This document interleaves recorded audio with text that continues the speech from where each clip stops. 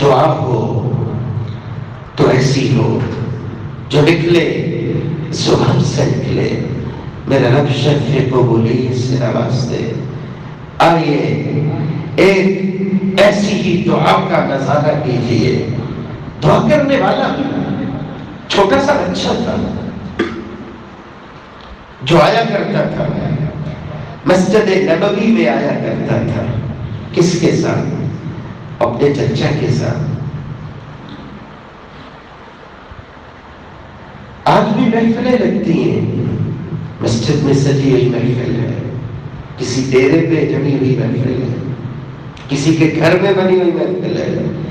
ایک وہ بھی محفل تھی جس میں جلوہ گر ہوتے تھے، محمد رسول اللہ صلی اللہ علیہ وآلہ وسلم تشریف فرما ہوتے تھے۔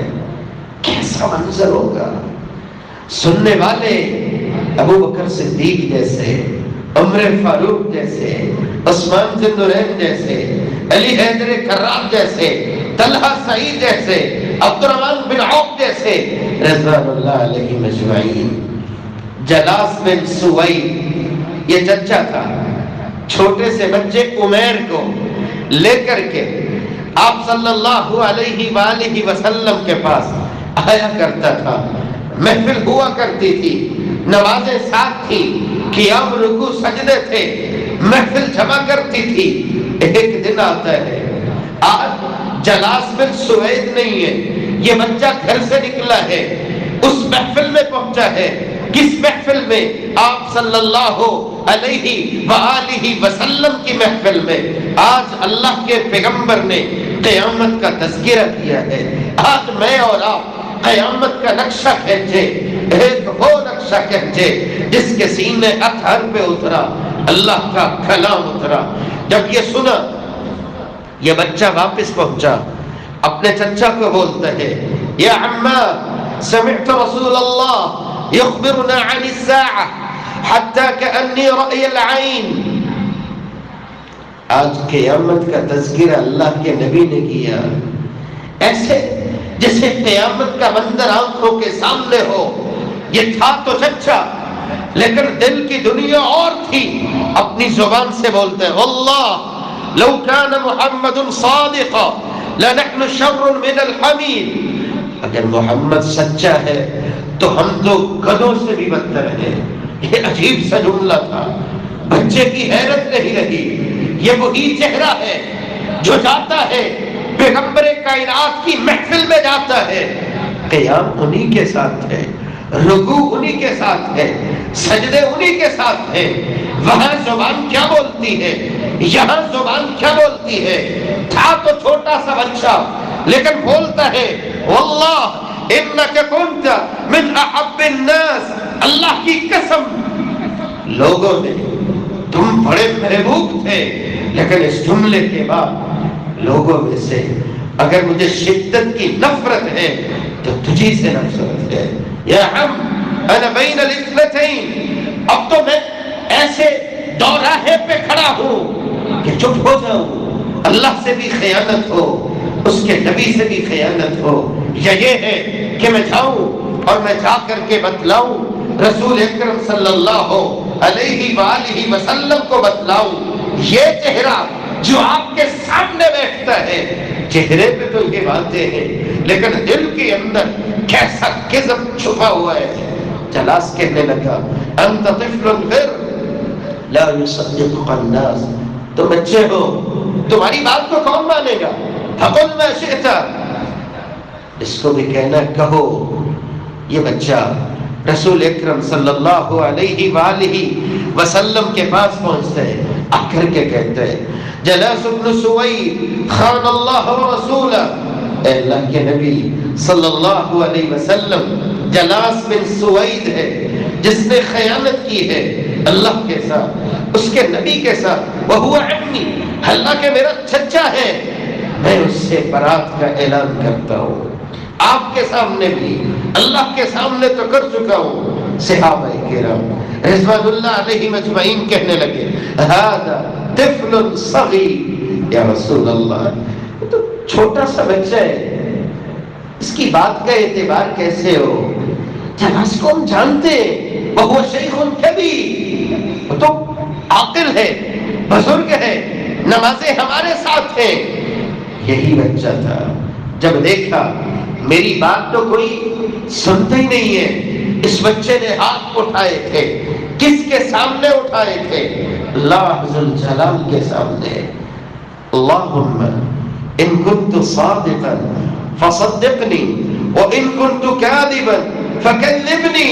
تھا تو بچہ دعا اس انداز سے کی، جبریل امین اللہ کی کلام لے کر کے اترتے ہیں، يحلفون بالله ما قالوا ولقد قالوا كلمة الكفر وكفروا بعد إسلامهم۔ اس بچے کو دیکھا، رسول اکرم صلی اللہ علیہ وسلم فرماتے ہیں مرحبا بالذی صدقه ربه من فوق 7 سماوات، خوش آمدید اس بچے کو جس کی صداقت کو اللہ ذوالجلال نے آسمانوں سے نازل فرما دیا۔ دعا ہو تو ایسی ہو، سیدہ خولہ بنت ثعلب رضی اللہ تعالی عنہا زمانہ جاہلیت میں جب کوئی اپنی بیوی کو کہہ دیتا تھا کہ تو میری والدہ جیسی ہے، اس کو شمار کیا جاتا تھا، طلاق شمار کیا جاتا تھا۔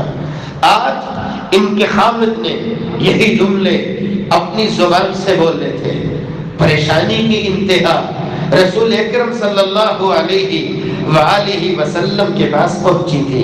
سنن ابن ماجہ 2063 نمبر روایت، یا رسول اللہ، اے اللہ کے نبی صلی اللہ علیہ وآلہ وسلم، اکل شبابی، یہ میرا خامد ہے، میں گھر میں آئی تھی، جوان تھی، میری ساری کی ساری جوانی اس گھر میں بسر ہوگی، وَنَصَرْتُ لَهُ بَطْنِي، سال ہزار میں اسی کی اولاد اللہ کے حکم سے جلتی رہی، حتی اذا، جب میں اب بوڑھی ہو گئی ہوں، وَانْقَطَعَ وَلَدِي، اور اولاد کا سلسلہ ختم ہو گیا، ظَاهَرَ مِنِّي، آج اس نے مجھ سے اس انداز کے کلمات بولے، اب میں جاؤں تو کہاں جاؤں؟ یہ ایسا موقع تھا رسول اکرم صلی اللہ علیہ وآلہ وسلم جو بھی فرماتے تھے اپنے رب کے حکم سے فرماتے تھے۔ اس معاملے میں ابھی اللہ ذوالجلال کی جانب سے کسی طرح کا کوئی حکم نازل نہیں ہوا تھا، آپ خاموش تھے۔ صحابیہ نے اپنے ہاتھ بلند کیے تھے، اللہم انی اشکو الیک، جب آپ بھی نہیں سنتے تو میرے پاس تو پھر ایک اللہ کا در رہ جاتا ہے۔ کس انداز سے دعائیں کی تھی جبریل امین علیہ الصلوۃ والسلام، اللہ کی کلام لے کر کے اترے تھے۔ قد سمع اللہ قول التي تجادلك في زوجها وتشتكي إلى الله والله يسمع تحاوركما إن الله سميع بصير۔ الہ العالمین کسی کو بھی بیٹی کا دکھ نہ دے۔ بیٹی کا دکھ والدین کے لیے کبھی کبھی ناقابل برداشت ہو جاتا ہے۔ یہ بھی کسی کی بیٹی تھی۔ کس کی بیٹی تھی؟ غار یار ابو بکر صدیق رضی اللہ تعالی عنہ کی بیٹی تھی۔ دعا ہو تو ایسی ہو، کس کرب سے گزری تھی، کس تکلیف سے گزری تھی۔ آپ ذرا تصور کریں، معاشرے میں محفل جمتی ہو، پنچایت بیٹھتی ہو، لوگ بیٹھتے ہو، مشورہ ہوتا ہو، کسی کی بیٹی کے بارے میں اس کو رکھا جائے یا چھوڑ دیا جائے، زبانیں زہر اگلتی ہو، فلاں تو ایسے ہے، فلاں تو ایسے ہے، ماں باپ کیسے برداشت کرتے ہوں گے؟ جس کے بارے میں گفتگو ہوتی ہو اس کی کی حالت کیا ہوگی؟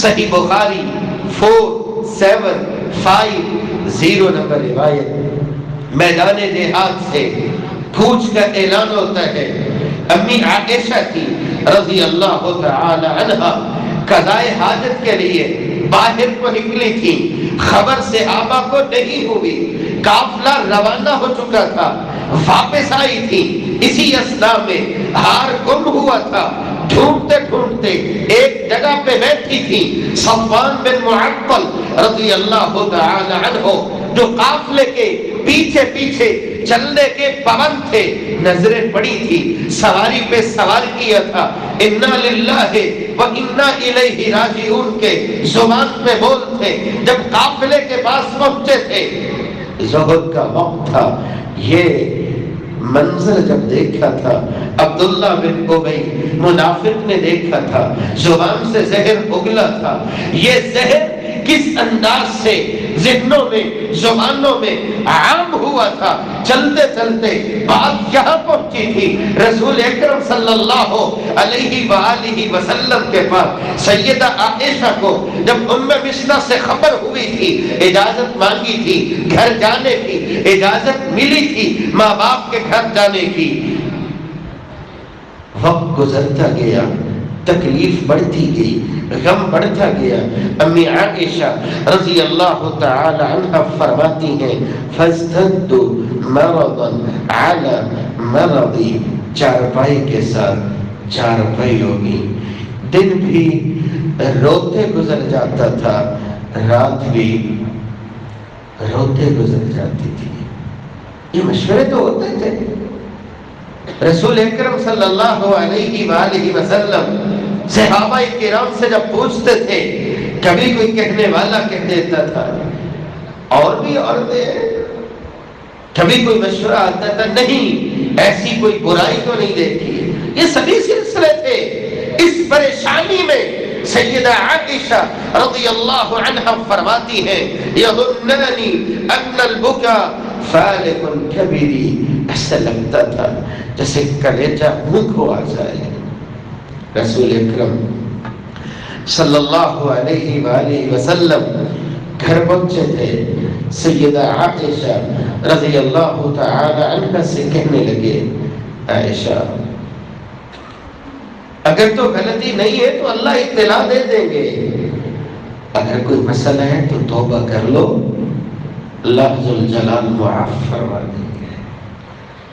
میاں بیوی کا رشتہ ہی ایسا ہے، اعتماد پہ مبنی ہوتا ہے۔ اب وہی خامد ساری دنیا ایک سائڈ پہ ہو، جس نے اعتماد سامنے دکھانا ہو وہ خامد بولے، اگر کوئی مسئلہ ہے تو توبہ کر لیں۔ دلی کیفیت کیا ہوگی؟ سیدہ عائشہ رضی اللہ تعالی عنہا اپنے والد سے مخاطب ہوتی ہیں، بابا آپ جواب دیجئے۔ ابو بکر صدیق رضی اللہ تعالی عنہ فرماتے واللہ ما ادری ما اقول لرسول اللہ صلی اللہ علیہ وسلم، بیٹا مجھے تو علم نہیں میں کیا بولوں۔ اپنی والدہ کی جانب دیکھا، ماں آپ ہی جواب دیجئے۔ واللہ ما ادری ما اقول لرسول اللہ صلی اللہ علیہ وسلم، بیٹا میں کیا بولوں؟ جب باپ نے بھی جواب نہیں دیا، والدہ نے بھی جواب نہیں دیا، سیدہ عائشہ رضی اللہ تعالیٰ عنہ فرماتی ہے فصبر جمیل، پھر اسی انداز سے الہ العالمین کے سامنے آہذاری تھی، انما اشکو بثی وحزنی الی اللہ، جس انداز سے آہذاری تھی سیدنا یعقوب علیہ السلام روتے روتے بیٹے کی جدائی میں آنکھیں بھی سفید ہو گئی تھی، دعا اللہ ذوالجلال نے قبول فرمائی تھی، جدائیاں ملاقاتوں میں بدلی تھی۔ یہاں پہ بھی جب دعائیں زمین پہ ہوئی، لیکن کس انداز کے ساتھ اللہ ذوالجلال نے کتنی ہی آیتیں سیدہ عائشہ رضی اللہ تعالی عنہ کی پاک دامنی کو بیان کرنے میں نازل فرما دی۔ چہرے پہ تبسم جاری ہوا۔